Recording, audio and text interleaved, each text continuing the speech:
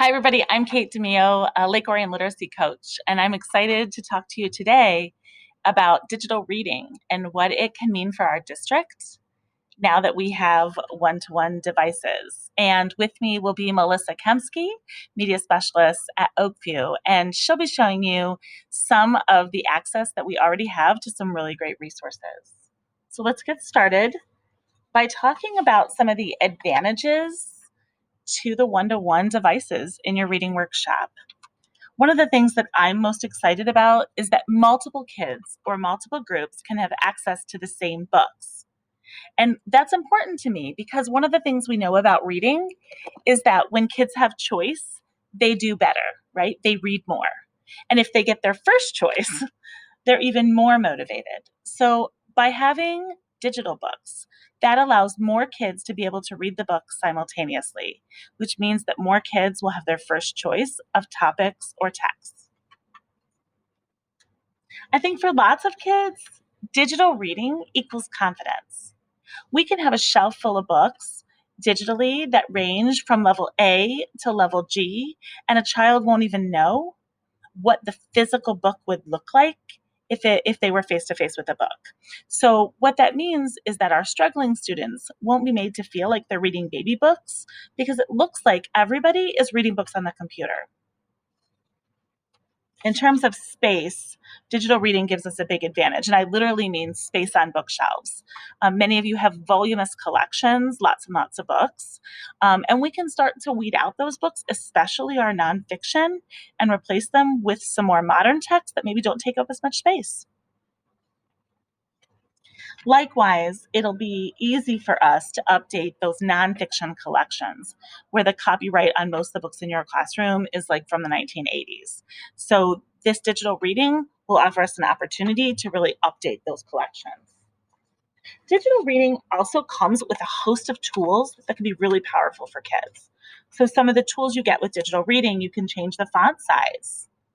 You can use the audio and have the book read to you. You can use interactive text features like timelines and videos.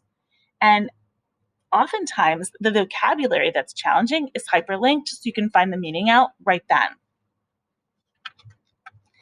Digital reading can also be very cost effective. And I want to talk a minute about this because it could also be a whole new cost to the district, right? So, a few things that we're really looking at when we think about the digital resources and cost effectiveness. The first thing is we're looking at MEL and the Orion Township Library. So, both MEL and the Orion Township Library subscribe to many online resources for us, and we want to make sure that we're really fully taking advantage of those before we spend district dollars and purchase those. The other place that we can go is we can go through Oakland County, we can go to a REMC bid. And a REMC bid brings things to us at much, much cheaper rates. So certain online resources are available through REMC while others are not. And then finally, we look for what are called infinity licenses. This means that we can have an unlimited number of students reading a book simultaneously and that we can have it for an unlimited number of years. So it actually becomes part of our digital collection as opposed to a subscription that we have to renew every year. And then finally, as we think through talking digitally, I just want to mention that really it is futuristic reading for our kids. We know that as time goes on, more and more kids become digital readers, and we want to be teaching into that, not fighting against it.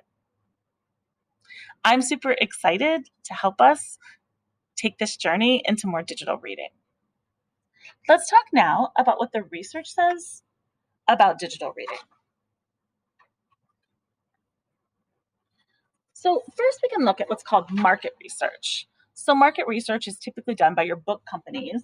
In our case, we're going to take a look at Scholastic's research. So not shocking to us, Scholastic researches the market for books. And what they find is that kids under the age of 9 really love books. They like the physical copies of books. But after the age of 9, we see kids start to wean off and not be quite as excited about reading. But when you bring in the online component, now your ages 9 and above are more excited about reading online. So I think there's a market here that we can really access, which is around the age of fourth grade, where we can really take kids who maybe would have been checking out of reading and turn them back on to reading. Tim Shanahan, who's a leading national research panel researcher, did an extensive study in which he looked at reading comprehension in online text and started to study what happens with kids. And two big things that came out of that I think worth mentioning. The first is that with short text, we see literally no difference in comprehension for kids when they're reading like brief text online versus paper copy. You don't start to see a decrease in reading comprehension until kids start to read novels online, until they start to read longer text. Okay, so there is in fact a difference, but with short text, it's very minimal. An additional thing that comes out of his research that I think is really important is that the average reader can only spend about 10 minutes reading digital text before they get distracted, either by alternative apps, shopping, that it actually, when you scroll up the screen, it actually takes more out of your brain than turning the page. So we'll want to keep those things in mind kind of as we move forward. But the University of Maryland, Patricia Alexander and Lauren Singer did a research study in 2017, which I think gives us all hope. And in that research study, they taught both kids and adults ways to navigate nonfiction text. They taught them some tools and some strategies in order to become more proficient at longer text, in order to engage with text for longer than 10 minutes.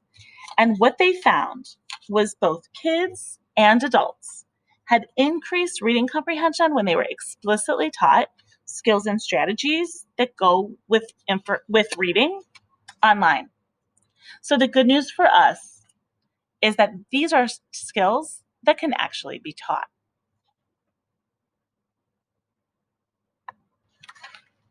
Let's talk a little bit about some of the strategies that kids need to be successful at digital reading. Like, what are some of the things that we can teach them to do that might make a difference in their reading comprehension? So before we get started, I think it's important to remember this. I think it's important to remember that while the skills are exactly the same, the strategies are different. So for example, we'll want kids to find main idea. We'll want kids to visualize. We'll want kids to develop reading habits, to orient themselves to the text. These are all skills that will be exactly the same whether we're reading digitally or whether we're reading paper copy. So for me, the way that I start to unpack these strategies, the way that I start to figure out what the strategies are I read. Like, I read digitally. So I literally put the Kindle app on my computer and started to explore what are the kinds of things that you do with the Kindle that you don't do when you read paper copy. And can we use that to teach kids? So for example, when we are previewing the text, this is how we would normally preview a book, right? We would flip through the pages of the book. But when you read digitally, it makes a lot more sense to kind of taste the book in this way, like to pop around to the different chapters using the table of contents. And this is a way that you can kind of move through the book and preview it that's different than when you read paper copy. So that one example gives you a strategy that we can use to help kids decide if this is the right book for them, right? Another thing that they can do to decide if it's the right book for them is they might listen to a few minutes of the audio that goes with the book and then decide if that voice is one that they might want to hear for an entire 300 pages of a book, right? They might want to read reviews of the book or watch book trailers because it's possible that in the digital world that they might need to purchase the book. And so you want to make sure that you're making a commitment to a book that you really are invested in and that you want to read. Another thing that I think is important to teach kids is that in paper copy books, we often have like a stack of books, like a books on deck. They might need to learn to use an app like Goodreads or on Epic, which we'll take a look at in a little bit. On Epic, you can create like a collection of wish books, right? You might keep a paper copy in your notebook of a wish list and what locations you can find those at. So you might have the book and then maybe where it's found. A few more strategies that might be helpful. It might be helpful to have kids start to graph their progress, analog or paper copy versus digital, and to set goals for themselves in terms of digital reading and how far they can move up the ladder. You'll want kids to set goals by chapter, not by page number. Because one thing that I realized as I was navigating digital reading is it's much easier to think in chapter chunks than it is with paper books. You'll want to increase the amount of writing about reading that kids do when they're reading digitally. And we do that because we know that as you read digitally, you lose track easier. So it'll be more important for them to keep a paper notebook than it was even when they were reading with analog text. These certainly are not all the strategies for digital reading, but they are just a tip of the iceberg to get you started. As you move through this professional development, you'll explore 4 different websites with Melissa Kemsky that our district already owns or has access to that can really be helpful in all of your units, but especially in your ELA units. So one of the websites you'll explore is Epic. I just want to take a minute to show you that within Epic, we can set up collections for you that support things like Westward Expansion and Revolutionary War, the series book club units. All of these will be found through Epic. It'll be really easy for kids to access during the school day. And I think you'll find that if you haven't spent time there, it's worth your time. Okay. We'll also be exploring a site called TrueFlix that we have a subscription to. And in TrueFlix, you have lots and lots of social studies and science topics. Let me just show you one. If you teach 5th grade, you'll be able to go to Westward Expansion and have access to all of these books for all of your students at the same time. So TrueFlix is the second of the apps or the web products that you'll be looking at. And then PebbleGo, which many of you used before, gives you access to biographies and animals. And new this year, we also have PebbleGo Next, which will give you access to additional books at higher levels. And then finally, we will take a look at WorldBook. And for example, going back to that Revolutionary War project again, maybe Nathan Hale is somebody that some kids want to research how WorldBook can support those units. So Melissa's going to walk you through those.